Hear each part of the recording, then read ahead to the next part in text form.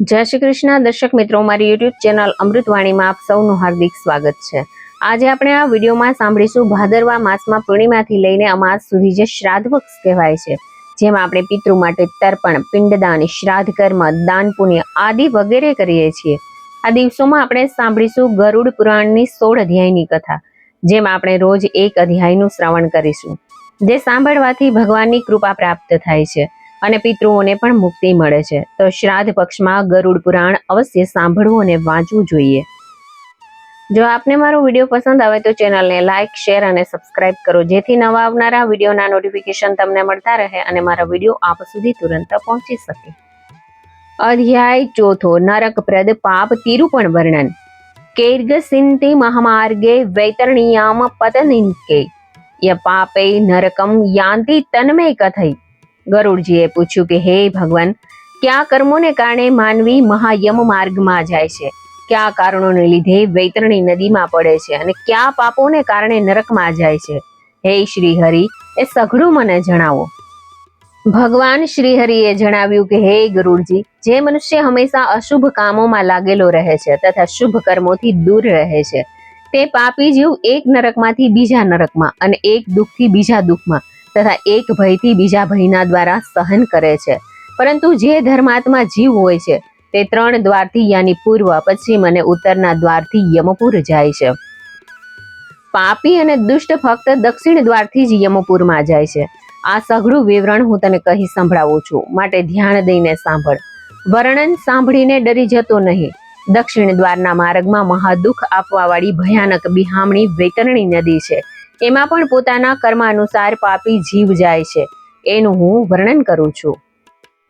જે લોકો બ્રાહ્મણને મારે છે, ગાયને મારે છે, બાળકનો વધ કરે છે, સ્ત્રીઓને મારે છે, જે સ્ત્રી ગર્ભપાત કરાવે છે અને ગુપ્ત પાપોને કરવાવાળા વૈતરણી નામની મહાભયાનક નદીમાં ડૂબી જાય છે।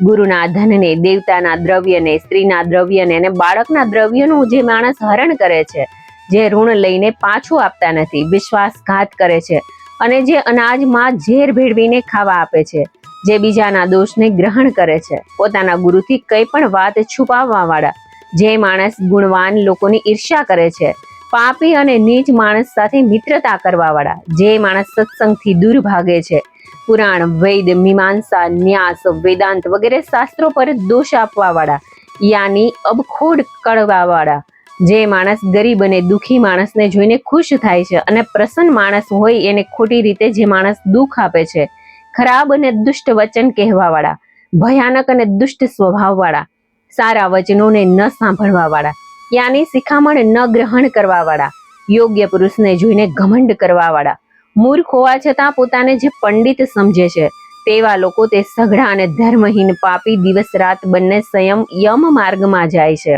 એ હું તમને બતાવું કે યમદૂત દ્વારા યાતનાઓ ભોગવી પીડિત થઈને જે પાપી જીવ વૈતરણી નદીમાં જાય છે અને જે પાતકી જીવ એ નદીમાં પડે છે, એમને ભયાનક કષ્ટ ભોગવવું પડે છે।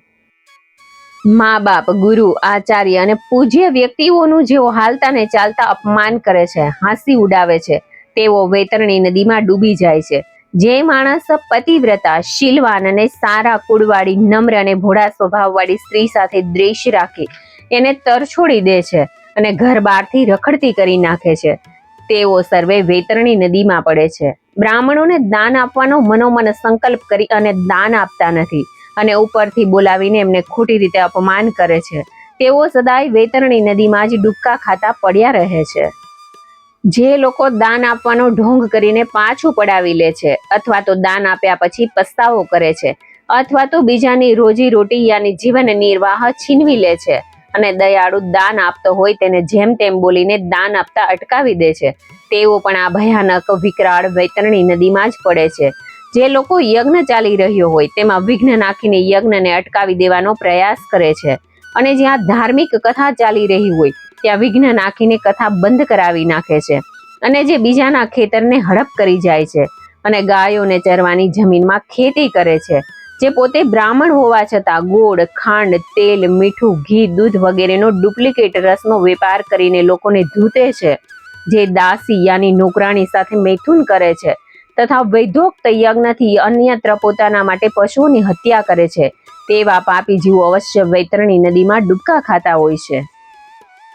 ભગવાન નારાયણે ગરુડજીને આગળ બતાવતા કહ્યું કે જે બ્રાહ્મણ ગોળ, મધ, ખાંડ, મીઠાઈ, ઘી, દૂધ, લવણ વગેરેને વેચવા વાળા છે, વૃષિણી સ્ત્રીના પતિ વેદમાં કહેવામાં આવેલા યજ્ઞના સિવાય પોતાના માટે ખાવા વાળા, મદિરા પાન કરવા વાળા, નિરંકુશ સ્વભાવ વાળા, શાસ્ત્રોના અધ્યયનથી રહિત, જે શુદ્રના વેદના અક્ષરને જાણે અને કપિલા ગાયનું દૂધ પીવે, જનોઈ ધારણ કરે છે અને બ્રાહ્મણીનો પતિ હોય છે, જે રાજાની સ્ત્રીની ઈચ્છા કરે છે, જે બીજાની સ્ત્રીને લાલચ આપીને ફસાવીને હરણ કરે છે, જે કન્યાઓથી ભોગ કરે છે, તે સઘળા વૈતરણી નદીની ભયાનક યાતનાઓ સહન કરતા પારાવાર દુઃખ થતા ડૂબી જાય છે. આ રીતે જે લોકો અત્યંત નિષિદ્ધ આચરણને નિર્ભય કરે છે અને શાસ્ત્રમાં વિહિત આચરવાનો ત્યાગ કરે છે, તે પાપી વૈતરણી નદીમાં પડીને ડૂબકી ખાતો ખાતો ડૂબી જાય છે. આ માર્ગને વટાવીને પાપી જીવ યમલોકમાં જાય છે અને પછી યમદેવની યાજ્ઞાથી યમદૂતો તેમને વૈતરણી નદીમાં ધક્કો મારી દે છે. ભગવાન શ્રી હરિએ પહેલા ગણાવેલા 21 નરકોના વિષયમાં બતાવતા કહ્યું કે હે ગરુડજી, બધા નરકમાં જે મુખ્ય 21 નરકો છે એમાં બધાથી સૌથી વધારે ને અતિશય કષ્ટ, યાતના, ભય અને પીડા આપવાવાળી વૈતરણી નદીમાં યમદૂતો પાપીઓને યમની આજ્ઞાથી નાખે છે. જેણે કાળી ગાયનું દાન ન કર્યું હોય, તેવા અર્ધુદેહિક ક્રિયા જેમણે ન કરી હોય, જે પાપી જીવ નરકોમાં પારાવાર દુઃખ, યાતનાઓ અને કષ્ટ ભોગવીને વૈતરણી નદીના કિનારે ઉગી આવેલા વૃક્ષો ઉપર જાય છે, ખોટી સાક્ષી આપવા વાળા, ખોટા ધર્મનું આચરણ કરવા વાળા, ઊંચા વૃક્ષોને કાપવા વાળા, ધર્મના વન બગીચા અને ફૂલવાડીને નષ્ટ કરવા વાળા, વ્રત તીર્થોનો ત્યાગ કરવા વાળા, વિધવાના શીલને નષ્ટ કરવા વાળા, જે સ્ત્રીઓ પોતાના પતિનો દોષ કાઢીને બીજા પુરુષનું ધ્યાન મનથી કરે છે, આવા સઘળા પાપી જીવો જેમના વિષયમાં પહેલા કહેવામાં આવ્યું છે કે સેમલ વૃક્ષમાં અનેક પ્રકારની યાતનાઓ ભોગવે છે. એ વૃક્ષ પર લટકેલા પાપી જીવ દંડ આપવા પર જ્યારે પડે છે ત્યારે યમદૂતો તેમને નરકની ભયાનક યાતનાઓમાં ધકેલી દે છે. એ નરકોમાં જેમને ફેંકવામાં આવે છે એમના પાપોનું વર્ણન હું તને બતાવું છું. ઈશ્વરને ન માનવા વાળા, દાનનું ખંડન કરવા વાળા, પરંપરાઓનો વિરોધ કરવા વાળા, પોતાના કર્મ તથા આશ્રિત નો દુઃખી કરવા વાળા અને બીજાઓના કરેલા ઉપકારને ન માનવા વાળા ઘોર નરકમાં જાય છે. કુવા, વાવડી, તળાવ, દેવાલય અને પ્રજાઓનો નાશ કરવા વાળા આ નરકોમાં પારાવાર કષ્ટ ભોગવે છે. એ પણ જાણવું જોઈએ કે જે સ્ત્રી, બાળક, સેવક તથા ગુરુજનને ન આપીને એકલા જ ભોજન કરે છે તેઓ અવશ્ય નરકોની પારાવાર યાતનાઓને ભોગ બને છે. દેવતા, પિતર તથા બલિ, વિશ્વદેવ વગેરે યજ્ઞને ન કરીને ભોજન કરે છે તેઓ અવશ્ય નરકના ભોગી બને છે. જે કાંટાઓથી, પુલથી, લાકડીથી, પથ્થરોની અથવા લોખંડના તાર વગેરેથી માર્ગને રોકે છે તેઓ નિશ્ચય નરક ભોગી બને છે. જે અજ્ઞાની શિવ, પાર્વતી, વિષ્ણુ, સૂર્ય, ગણેશ, સદગુરુ અને પંડિતની સેવા પૂજા કરતા નથી તેઓ ચોક્કસ નરકના માર્ગે જઈને પારાવાર દુઃખો ભોગવે છે.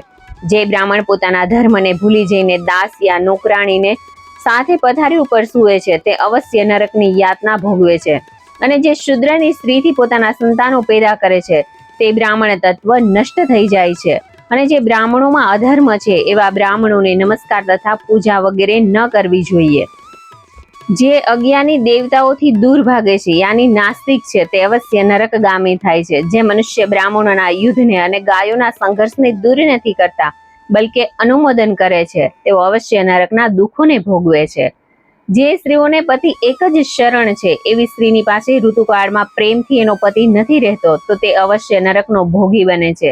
જે કામથી અંધ થઈને રજસ્વલા સ્ત્રી સાથે સંભોગ કરે છે અને પર્વમાં તથા જળમાં અથવા દિવસમાં તથા શ્રાદ્ધના દિવસે સ્ત્રી સાથે સંભોગ કરે છે તે અવશ્ય નરકની પીડાનો ભોગ બને છે. પોતાના શરીરના મળને અગ્નિ યા જળમાં નાખે છે, બગીચામાં તથા ગાયોના સ્થાનમાં મળમૂત્ર કરે છે તે અવશ્ય નરકની ભયાનક યાતનાઓ ભોગવે છે. જે મનુષ્ય પોતાના ધર્મનું આચરણ કરતો નથી તે તલવાર વગેરે શસ્ત્ર તથા તીર ધનુષને બનાવવા વાળા તથા વેચવા વાળા છે તે અવશ્ય નરકમાં જાય છે. ચામડાને વેચવા વાળા, વૈજ્ય, પોતાના શીલને વેચવા વાળી સ્ત્રી અને ઝેરનું વેચાણ કરવા વાળા અવશ્ય નરકની યાતનાઓ ભોગવે છે. જૂતા વેચનારો વૈશ્ય, સ્ત્રીઓના વાળ વેચનારો નરકગામી બને છે. જેઓ અનાથ પર દયા ખાતા નથી અને સજ્જન માણસો સાથે વેર રાખે છે અને કારણ વિના જેઓ દંડ આપે છે તે અવશ્ય નરકમાં જાય છે. આશા સાથે આવેલા બ્રાહ્મણ તથા અતિથિને રસોઈ તૈયાર હોવા છતાં જેઓ ભોજન કરાવતા નથી અને તમામ સાથે કુટિલતાથી વ્યવહાર રાખે છે તેઓ કોઈની પર દયાભાવ કે વિશ્વાસ રાખતા નથી.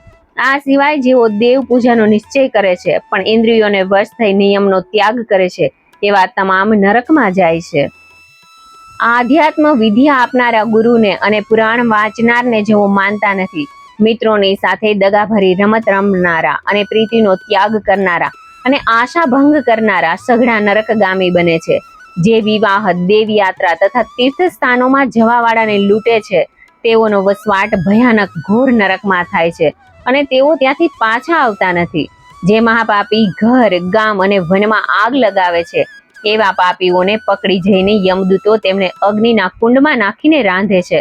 અગ્નિથી બળતો એ જીવ જ્યારે છાંયડાની અપેક્ષા કરે છે, ત્યારે યમના દૂતો તેને ઓશપત્ર વનમાં લઈ જાય છે. જ્યાં તલવારની તીક્ષ્ણ ધાર જેવા પાંદડાઓથી શરીર કપાય છે, ત્યારે યમદૂતો એને કહે છે કે હે પાપી, તું સુખપૂર્વક ઠંડા છાયામાં સૂઈ જા. તરસ લાગવા પર તે પાણીની અપેક્ષા કરે છે, ત્યારે યમદૂતો તેને ગરમા ગરમ તેલ પીવા આપે છે અને કહે છે કે લે, જળ પીને તરસ છીપાવ, અનાજ ખાઈને તૃપ્ત થા. અને તેલ પીતા જેના આંતરડા સળગી જતા તે જીવ ઝાડ પરથી ડાળ પર અને તેમ ભોંય પર પછડાય છે. ત્યાર પછી અતિ પ્રયાસે તે માંડ માંડ ઊભો થાય છે અને રડતા રડતા વિવેશ બનીને લાંબા શ્વાસો લે છે, પણ બોલી શકતો નથી. અને પારાવાર યાતનાઓ રહેવાથી જીવ અતિશય દુઃખ ભોગવે છે અને જોરથી રડવા લાગે છે. ભગવાન શ્રી હરિએ કહ્યું કે હે ગરુડ, પાપીઓની યાતનાઓને મેં તને આ પ્રમાણે વર્ણવી બતાવી છે, પણ તો આટલાથી શું થાય તેનું વર્ણન દરેક શાસ્ત્રમાં વિસ્તારપૂર્વક કરવામાં આવ્યું છે. પાપી જીવ જેટલા પણ સ્ત્રી પુરુષો છે, તે આ રીતના હજારો કષ્ટોને સહન કરીને પ્રલયકાળ સુધી ઘોર નરકમાં ભય અને અતિશય દુઃખ, યાતનાઓ, કષ્ટોને ભયભીત થાય છે.